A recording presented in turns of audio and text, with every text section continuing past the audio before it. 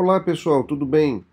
Vamos buscar agora uma visão global das vias aferentes do sistema nervoso.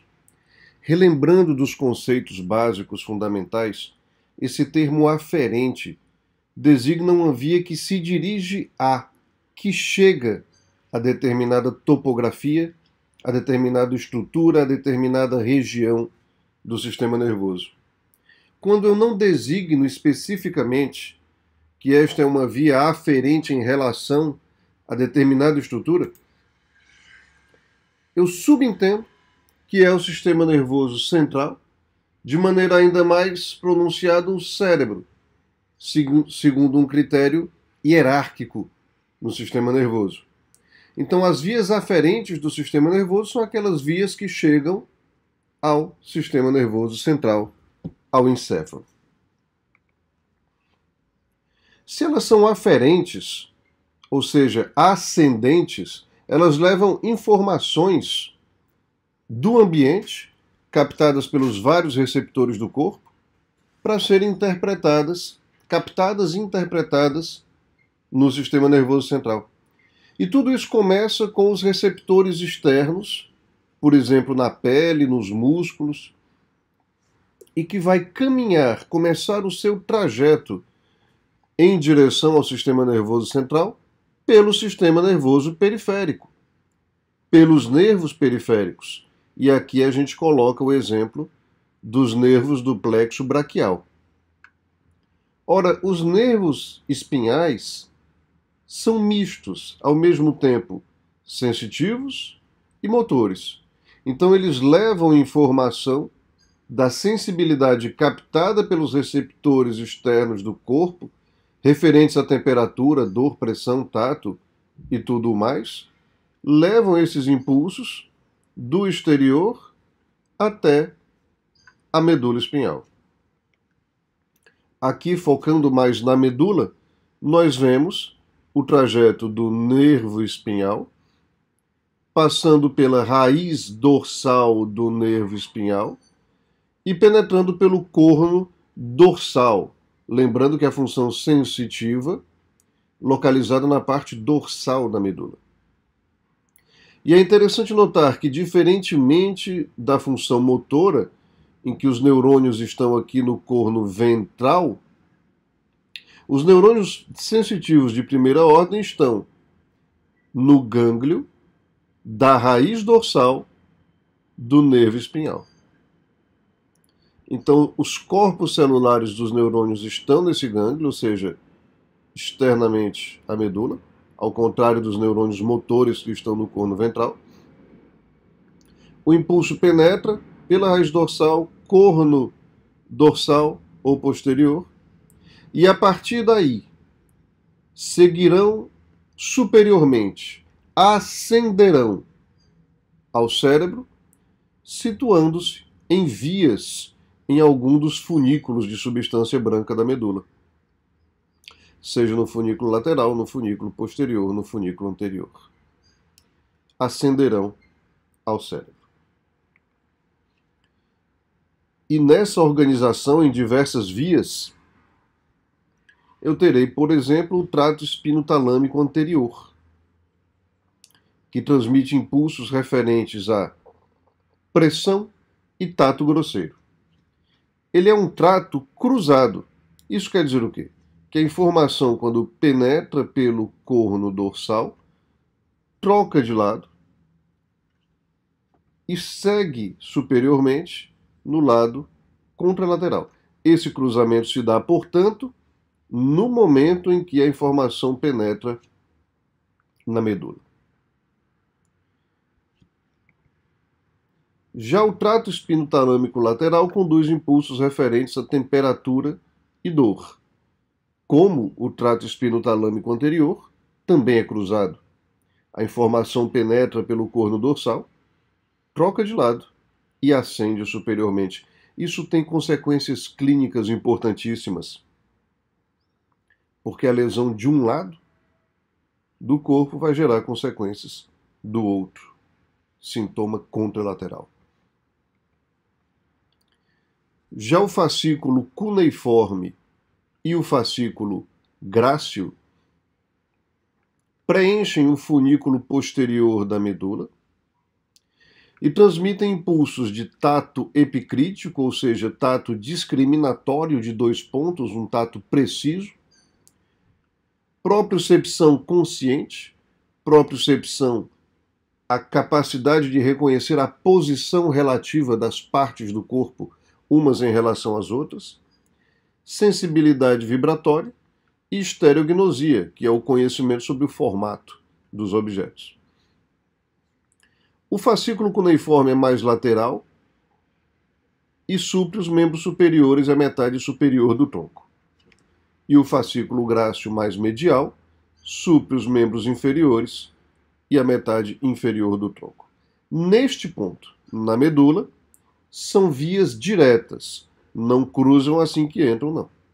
Elas também cruzarão, só que mais acima, lá no bulbo, na decussação dos leminiscos, ponto em que os fascículos grácil e cuneiforme vão se unir para constituir o leminisco medial e aí ascender ao tálamo. Tá aí, então, o fascículo grácil mais medial, com as mesmas funções do cuneiforme, ambos preenchendo o funículo posterior da medula. Já os tratos espinocerebelares, anterior e posterior, conduzem impulsos proprioceptivos inconscientes. Propriocepção, capacidade de reconhecer a posição relativa das partes do corpo umas em relação às outras. Na sua forma inconsciente, por exemplo, quando é que a gente usa? No ato de caminhar é um bom exemplo. Eu preciso dessa informação, como estão as posições das minhas partes do corpo umas em relação às outras, para poder adequar a minha marcha. Porém, eu não fico pensando nisso o tempo todo enquanto ando. Então, a propriocepção é inconsciente. Pode se tornar consciente se eu atentar para isso, mas se não, vai no automático mesmo, e isso é função dos tratos espinocerebelares anterior e posterior, que levam a informação da medula ao cerebelo, para que o cerebelo depois ajude no controle motor no que se refere à marcha. Seguindo superiormente, a partir da medula, para chegar ao cérebro, inicialmente no tálamo, que é uma grande estrutura intermediária de modulação das sensibilidades, nós teremos que passar de maneira obrigatória pelo tronco cerebral, bulbo, ponte e mesencéfalo. Então aqui em azul estão as vias ascendentes no bulbo. Os fascículos grácil e cuneiforme, que vêm lá da medula, se unirão com o pão do leminisco medial e mudando de lado. Então veja que, seja trocando de lado assim que entra na medula, como os tratos espinotalâmicos, seja trocando de lado mais acima no bulbo, as vias sensitivas são, sim, a exemplo da via motora, são cruzadas, portanto a manifestação clínica se faz do lado oposto, a lesão. Temos o trato espinotalâmico lateral, o trato espinotalâmico anterior e os tratos espinocerebelares, assim como tínhamos na medula, seguindo o seu trajeto superior.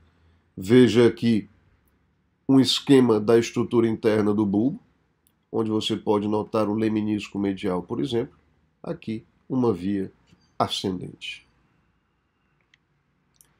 Na ponte eu já tenho definidos os 4 leminiscos principais.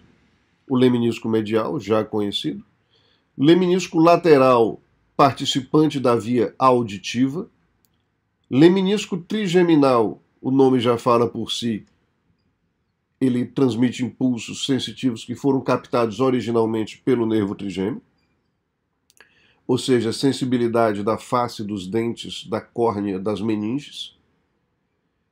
E o leminisco espinhal, que nada mais é do que a junção dos tratos espinotalâmicos, lateral, temperatura e dor, anterior, pressão, e trato grosseiro, trato não discriminatório, tato protopático. Vejam o esquema da estrutura interna da ponte, mostrando aqui o leminisco medial em destaque. Finalmente, no mesencéfalo, teremos novamente os 4 leminiscos no seu trajeto superior, que terá como destino o tálamo. Aqui está o tálamo, já no encéfalo, que é um órgão importante que contém uma série de núcleos importantes na modulação intermediária dos impulsos sensitivos, antes que esses impulsos sensitivos cheguem na área somestésica primária. E essa estação intermediária no tálamo para integração e modulação se faz principalmente nos núcleos ventral póstero lateral e ventral póstero medial no tálamo.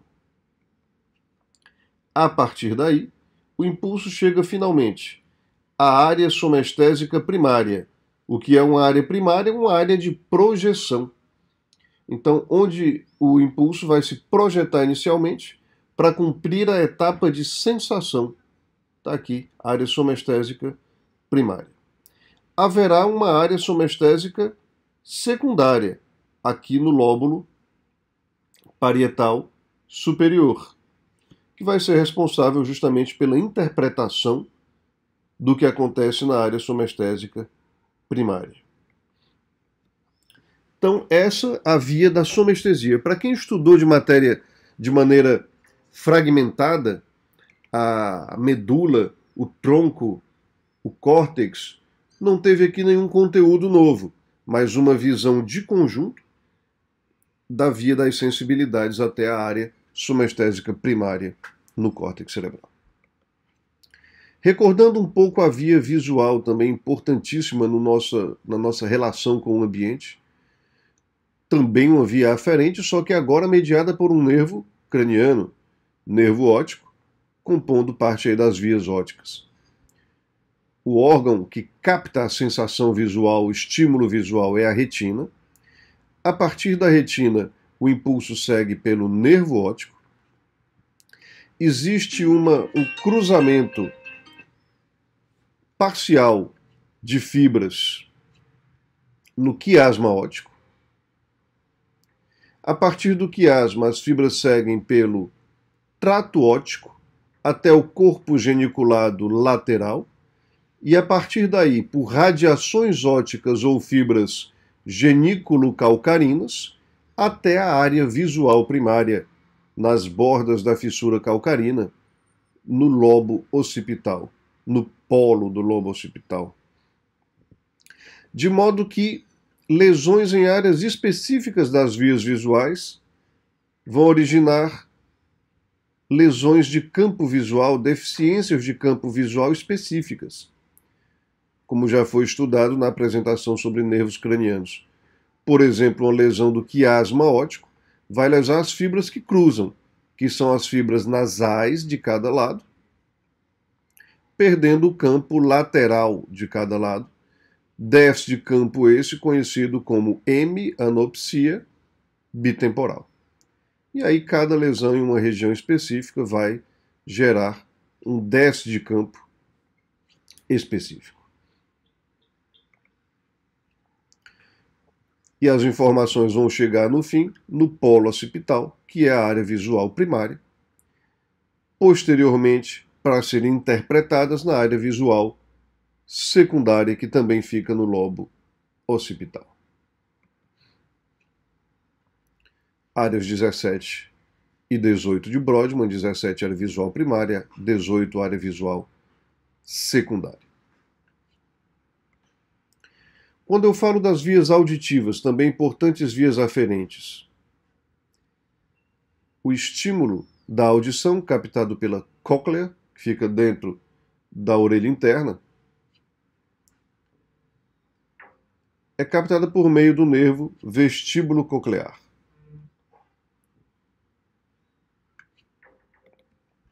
Está aqui a cóclea. O nervo vestíbulo coclear vai conduzir esse impulso no sentido do tronco do sistema nervoso central. Por meio do leminísculo lateral, esses impulsos vão chegar ao corpo geniculado medial e finalmente serão conduzidos à área auditiva primária, áreas 41 e 42 de Brodmann, no lobo temporal. Área primária, etapa de sensação, porque posteriormente na área auditiva secundária passarão por uma etapa de interpretação, tal como nós já estudamos na apresentação sobre as áreas primárias, secundárias e terciárias do córtex. Um exemplo aqui de um tumor, um chivanoma vestibular, que afeta o nervo vestíbulo coclear. Ele adentra, inclusive, o meato acústico interno, onde trafega esse nervo, prejudicando a audição. E o exame para avaliar a audição é uma audiometria, que avalia a captação dos sons nas mais diferentes frequências.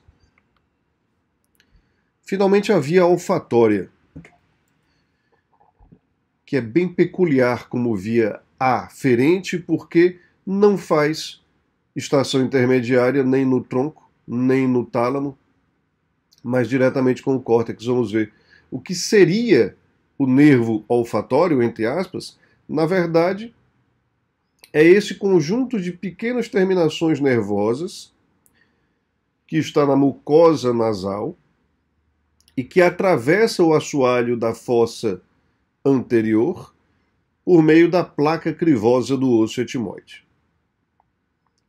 Chegando na fossa anterior, o impulso vai ser introduzido no bulbo olfatório, que é uma dilatação dessa estrutura que vem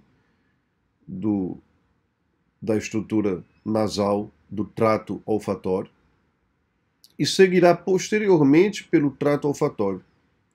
O trato olfatório, que muitas vezes é chamado de nervo olfatório, ele parece o nervo mesmo, mas o que seria o nervo olfatório, na verdade, são essas terminações aqui que estão na mucosa nasal. Então, o impulso caminhando posteriormente pelo trato olfatório vai chegar diretamente no córtex nasal, chamado córtex nasal ou córtex olfatório. Por quê? Porque interpreta o sentido do olfato, capta e interpreta no cérebro o sentido do olfato. Então veja que peculiar como via aferente. Em vez de fazer o intermediário no tronco ou no tálamo, no diencéfalo, é um sentido que chega direto ao córtex correspondente e também a estruturas que estão muito relacionadas ao processamento emocional. Será coincidência isso? Não. Ao longo da filogênese, da evolução do sistema nervoso, sempre foi muito associado o sentido do olfato com o aparecimento de emoções que possibilitavam os animais a ter um comportamento de sobrevivência, de fuga, de luta, de manutenção da sobrevivência. Então, o olfato muito associado ao processamento emocional. No ser humano, isso também permanece. O que a gente tem a mais é a área pré-frontal para controlar os impulsos emocionais. Finalmente, a área olfatória aqui, na parte medial do lobo temporal. Bom, essas eram as principais vias aferentes que nós gostaríamos de revisar. Foram vistas anteriormente em cada unidade, nervos cranianos, medula, tronco cerebral, córtex, mas essa apresentação teve a intenção de dar uma visão global, uma visão de conjunto sobre as mais importantes vias aferentes, porque terão consequência clínica direta, consequência clínica importante. Nós ficamos à disposição em quaisquer desses meios de contato. Espero que tenham aproveitado e até uma próxima oportunidade.